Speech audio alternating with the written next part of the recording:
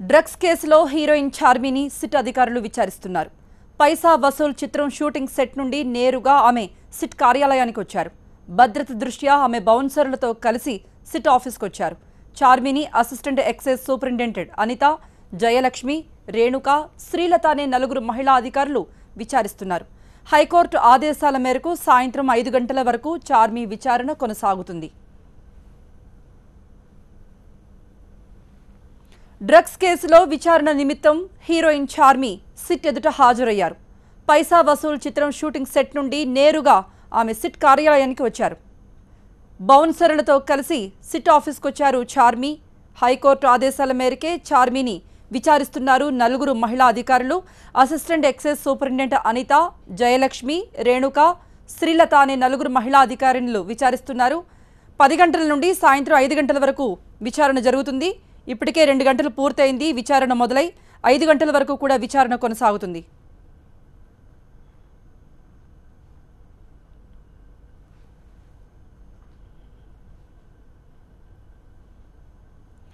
Calvin విచారణలో చార్మితో ఉన్న సంబంధాలపై కీలక సమాచారాన్ని రాబట్టిన సిట్ ఆ కోణంలోనే ఆమెను ప్రశ్నిస్తోంది. కాల్విన్ మొబైల్లో చార్మి దాదా అనే నేమ్తో నెంబర్ ఫీడ్ అయినట్టు తెలుస్తోంది. కాల్విన్తో చార్మి అంత క్లోజ్ అసోసియేషన్ ఉండటంపై సిట్ ఆశ్చర్యం వ్యక్తం చేసింది. జ్యోతిలక్ష్మి సినిమా ఫంక్షన్లో కాల్విన్తో చార్మి సెల్ఫీలు కూడా దిగినట్టు తెలుస్తుంది. అలానే చార్మి, కాల్విన్ల మధ్య 1000కి పైగా వాట్సాప్ కన్వర్జేషన్ జరిగినట్టు గుర్తించారు సిట్ అధికారులు.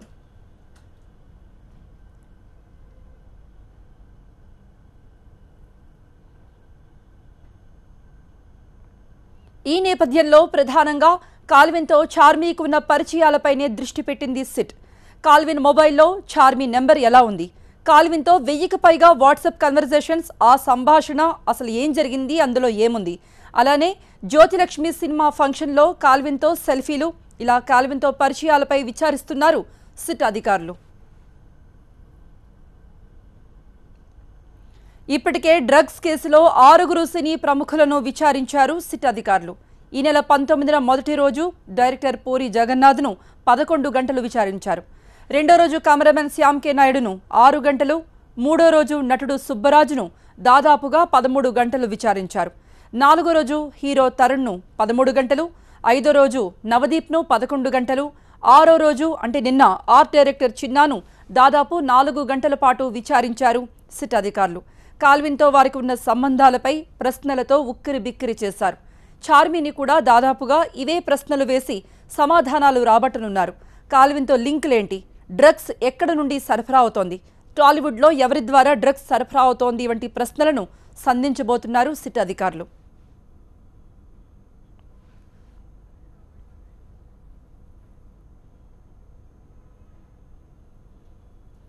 సిట్ ఆఫీస్ దగ్గర మా ప్రతినిధి ప్రత్యూష ఉన్నారు, లైవ్లో అప్డేట్స్ ఇస్తారు. ప్రత్యూష, 2 గంటలు పూర్తయింది, విచారణ కొనసాగుతోంది, ఎలా ఉంది అక్కడ? ఎస్ కృప, రోజు మనం చూస్తున్నాం ఇంట్రోగేషన్ జరిగే అవర్స్, ఎన్ని అవర్స్ చేస్తారు, ఎన్ని గంటలు చేస్తారు. ఎందుకంటే ఫస్ట్ డే పూరిని ఇంట్రోగేషన్ చూసిన తర్వాత నుంచి కూడా అన్ని గంటలు పెరుగుతూ వస్తున్నాయి తప్పితే ఎక్కడ తగ్గలేదు. నిన్న ఆర్ట్ డైరెక్టర్ చిన్న దగ్గరికి వచ్చేటప్పటికి ఆయన కేవలం 4 గంటలు విచారించి వదిలేశారు.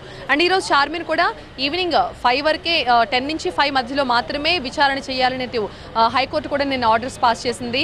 అండ్ దానికి సంబంధించి చూస్తే ఇప్పటివరకు 2 గంటలు గడుస్తోంది చార్మి ఇంట్రోగేషన్కి వెళ్ళి.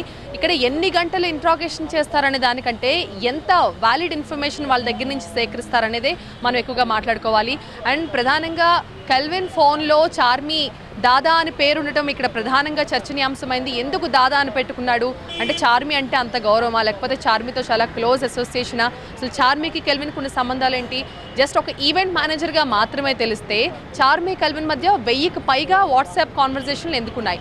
ఓకే, చార్మి కూడా ఇప్పుడు పూరి కనెక్ట్స్లో కో ఫౌండర్గా ఉంది, అలాగే ఇప్పుడు పైసా వసూల్ సినిమాకి లైన్ ప్రొడ్యూసర్గా పనిచేస్తుంది. సో ఒక ఈవెంట్స్కి సంబంధించి లేకపోతే షూటింగ్స్కి సంబంధించి వీళ్ళిద్దరి మధ్య కాన్వర్జేషన్లు జరిగినాయా? ఒకవేళ దానికోసమే జరుగుంటే చార్మి సేఫ్ అనే చెప్పొచ్చు. అది కాకుండా ఇంక వేరే విషయాలు ఏమైనా వీళ్ళ మధ్య కాన్వర్జేషన్లో ఉన్నాయా, ఇవన్నీ కూడా బయటపడాల్సిన విషయం. అండ్ ఈ డ్రగ్స్ కేసు ఎప్పుడైతే టాలీవుడ్కి ముడిపడిందో అప్పటి నుంచి కూడా 2 రకాల వాదనలు వినిపిస్తున్నాయి. ఒక వర్గమేమో కావాలని టాలీవుడ్ని టార్గెట్ చేస్తున్నారు, సెలబ్రిటీలు కాబట్టి హైప్ ఇవ్వడానికి ఎక్కువ టార్గెట్ చేస్తున్నారు అంటున్నారు. మరొక వర్గమేమో ఇంతమంది ఉండగా కొంతమందికి ఇచ్చారంటే ఖచ్చితంగా వీళ్ళకి ఏదో సంబంధం ఉండే ఉంటుంది, అందుకే ఇచ్చారనే మరో వాదన కూడా వినిపిస్తుంది. అంటే ఇది అసలు మనం ఇది ఎక్కడ మొదలైందని చూస్తే ఫస్ట్ స్కూల్ పిల్లల దగ్గర మొదలైంది. కొన్ని ఇంటర్నేషనల్ స్కూల్స్లో 8th, 9th స్టాండర్డ్ పిల్లలకి కెల్విన్ అండ్ ముఠా డ్రగ్స్ సప్లై చేస్తున్నట్టుగా దొరికిన ఆధారాలతో మొదలైన ఈ కేసు స్కూల్ పిల్లల నుంచి ఇప్పుడు టాలీవుడ్కి వచ్చి ఆగింది. అండ్ ఈ టాలీవుడ్లో కూడా కేవలం ఒక వర్గానికి సంబంధించి, అంటే ప్రధానంగా ఈ నోటీసులు అందుకున్న వాళ్ళందరినీ చూస్తే పూరికి సంబంధించిన గ్యాంగే ఎక్కువగా ఉన్నారు. అంటే పూరికి ఏదో సంబంధం ఉంది, పూరికి కెల్విన్కి ఏవో సంబంధాలు ఉన్నాయనే కోణంలోనే ఫస్ట్ నుంచి కూడా ఇంట్రోగేషన్ జరుగుతుంది.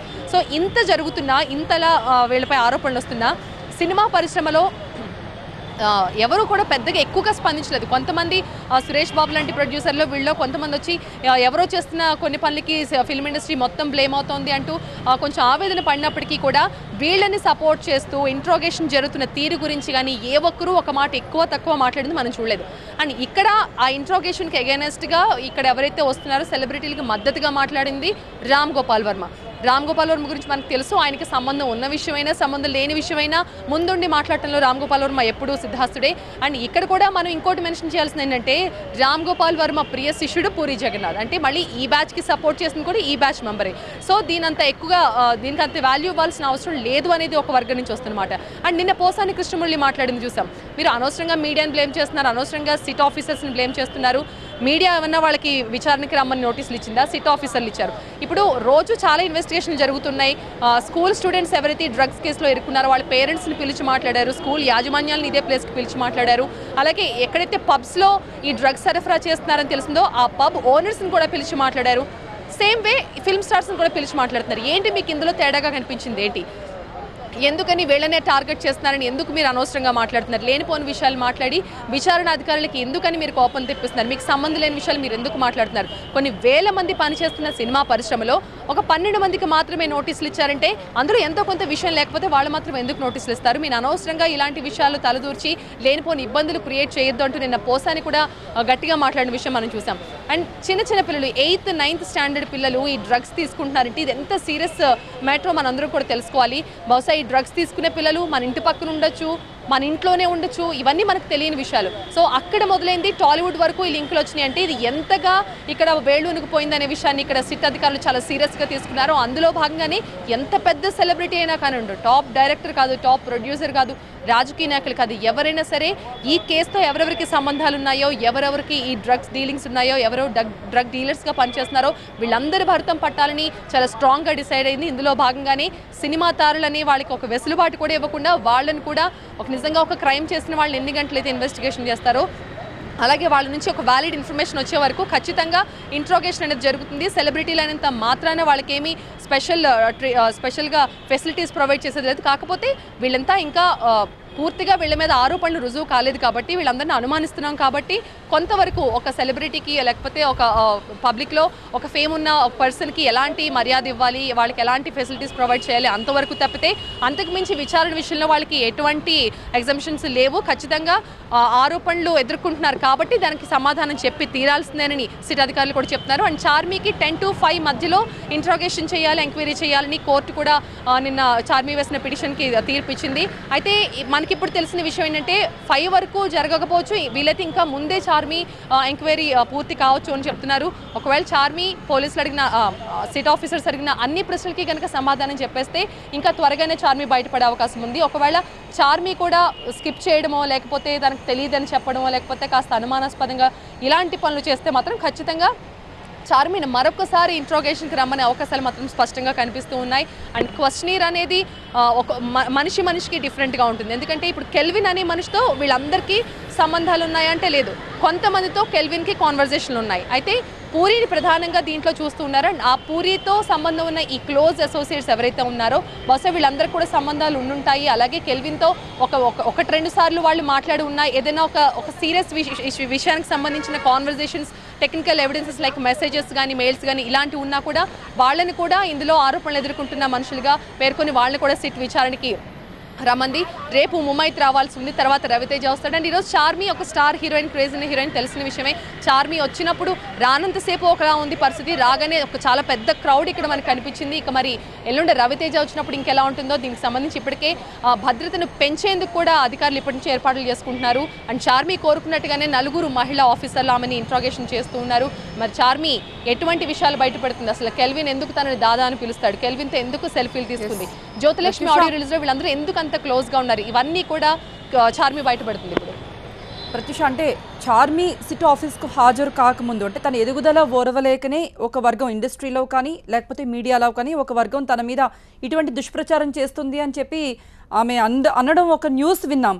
అయితే మెయిన్ ఈరోజు కాన్వర్సేషన్స్ ఏవైతే ఉందో ఎవరైతే కాల్విన్తో కానీ ఈ మేటరే ఈరోజు ఫోకస్ చేయబోతుందా సిట్? ఎస్, ఖచ్చితంగా. ఎందుకంటే కల్విన్ ఫోన్లో నీ పేరు ఇప్పుడు కల్విన్ ఫోన్లో నా పేరు ఉంటే ప్రత్యూష న్యూస్ రీడర్ అని పెట్టుకోవచ్చు, లేకపోతే ఒక రిపోర్టర్ అని పెట్టుకోవచ్చు. చార్మి ఉందంటే యాక్ట్రెస్ అని పెట్టుకోవచ్చు. లేదు, చార్మి దాదా అని ఎందుకు పెట్టుకున్నాడు? దాదా అంటే అదొక గౌరవంగా పిలిచేది కావచ్చు, లేకపోతే ఒక క్లోజ్ అసోసియేషన్ ఉండొచ్చు. సో అలా కాకుండా ఇలా ఎందుకు నీ పేరు ఉంది అంటే ఏంటి, అంత దాదా అని పిలిచే అంత రిలేషన్ మీ ఇద్దరి మధ్యలో ఏముంది? ఎందుకు 1000 వాట్సాప్ మెసేజ్లు మీ ఇద్దరి మధ్య ఎందుకున్నాయి? ఏ సందర్భాల్లో మీరు చాట్ చేసుకున్నారు? అండ్ పూరి కనెక్ట్స్లో చార్మి పనిచేస్తుంది, కో ఫౌండర్గా ఉంది. దీనికి సంబంధించి ఏదైనా ఈవెంట్స్ ఆర్గనైజ్ చేస్తున్నప్పుడు కల్విన్తో నీకు పరిచయం ఉందా? ఎప్పుడైనా కల్విన్ ఎప్పుడైనా మీకు పబ్లో పార్టీ ఇచ్చాడా? ఆ పార్టీలో సరదాగా ఒకసారి ట్రై చేయండి. ఆల్రెడీ డ్రగ్స్ డీలింగ్స్ ఉన్నాయి, డ్రగ్స్ సప్లై చేస్తాడు కాబట్టి సరదాగా ఒకసారి మీరు ట్రై చేయండి అని ఎప్పుడైనా మిమ్మల్ని అడిగాడా? ఇలాంటి క్వశ్చన్స్ అన్నీ కూడా చార్మిని అడగబోతున్నట్టుగా తెలుస్తోంది. అండ్ మరొక వార్త ఇప్పుడు మనం చూస్తున్నాం, ఈ ఇన్వెస్టిగేషన్కి వచ్చే వాళ్ళంతా కూడా అలోవీరా జ్యూస్ తీసుకుని వస్తున్నారు. అలోవెరా జ్యూస్ ఈ డ్రగ్స్ ఆనవాళ్ళు బాడీలో లేకుండా చేస్తుంది అనే ఒక చేస్తుంది అనుకున్నట్టుగా వాళ్ళకి వచ్చే వాళ్ళంతా కూడా ఈ జ్యూస్ తీసుకుని వస్తున్నారు అని. బట్ ఇక్కడ అధికారులతో ఇదే విషయాన్ని అడిగితే వాళ్ళు అదే చెప్తున్నారు, అలోవెరా జ్యూస్ కాదు కదా, అలోవెరా మొక్క మొత్తం తిన్నా కూడా వాళ్ళ బాడీలో ఎటువంటి డ్రగ్స్ ఆనవాళ్ళు ఉన్నా మేము చేసే పరీక్షలతో ఖచ్చితంగా వాళ్ళు తప్పించుకునే ప్రసక్తే లేదు. ఇప్పుడే కాదు, సంవత్సరం క్రితం తీసుకున్నా కూడా మేము కనిపెట్టేంత టెక్నాలజీ మా దగ్గర ఉంది. ఇవన్నీ అనవసరంగా వస్తున్న వార్తలు తప్పితే దీంట్లో పూర్తిగా అయితే నిజం లేదు. ఏదైనా కొంతవరకు ఏదో ఒకసారి చిన్న చిన్న మత్తు పదార్థాలు లాంటివి తీసుకుంటే ఏదైనా అలా జరగవచ్చేమో కానీ ఈరోజు ఒక్కరోజు జ్యూస్ తీసుకొచ్చినంత మాత్రాన, లేకపోతే హెయిర్కి అలోవెరా జ్యూస్ రాసుకున్నంత మాత్రాన ఈ పరీక్షల్లో ఈ విషయం తేలదు అనేది ఒట్టి అనవసరమైన విషయాలు మాత్రమే అని, దీంట్లో ఎటువంటి వాస్తవాలు లేవు అని చెప్తున్నారు. అండ్ ఈరోజు చార్మి దగ్గర అయితే బ్లడ్ శాంపిల్స్ తీసుకునే పరిస్థితి లేదు. చార్మి ఇస్తాను అంటే ఓకే, ఇవ్వను అంటే మాత్రం ఆమెను బలవంత పెట్టరు. ఆమె ఇవ్వలేదనే విషయాన్ని కేసు డైరీలో రాసుకుంటారు.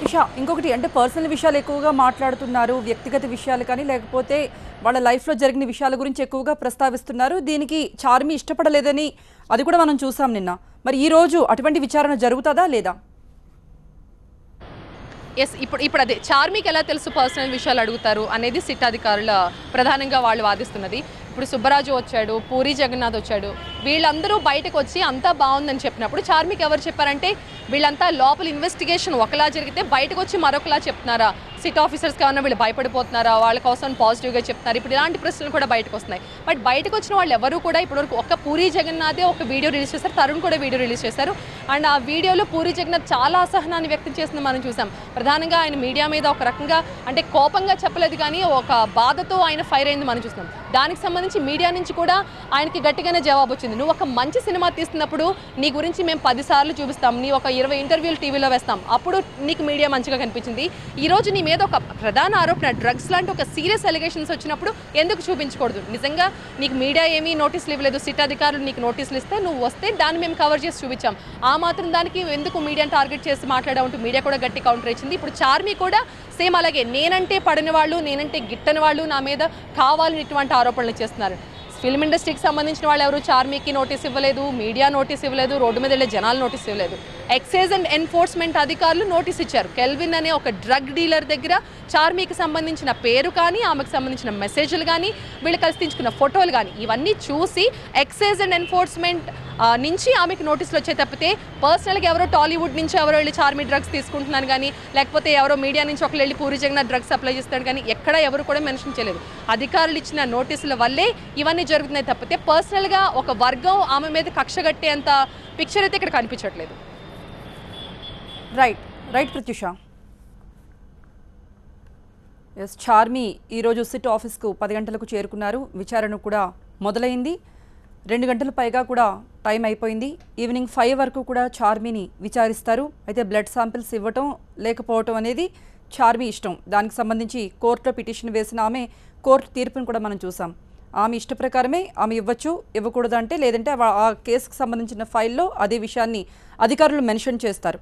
మరోవైపు చార్మిని నలుగురు మహిళా అధికారులనే విచారిస్తూ ఉన్నారు. ఆమె కోరుకున్నది కూడా అదే. మరోవైపు ఎటువంటి విషయాలు అడుగుతారు అంటే కాల్విన్తో ఆమెకున్న పరిచయాలు కానీ 1000కి పైగా మెసేజ్లు కానీ ఈ విషయాలపైనే ఎక్కువగా సిట్ ఫోకస్ చేస్తుందా, లేకపోతే వ్యక్తిగత విషయాలకు సంబంధించి ఎటువంటి ఆరాలు తీస్తుంది, ఎవరెవరు ఈవెంట్ మేనేజర్లతో ఆమెకి రిలేషన్స్ ఉన్నాయి, ఎవరెవరిని కలిశారు, దీని మీదే సిట్ ఎక్కువగా ఫోకస్ చేసే అవకాశం కనపడుతోంది.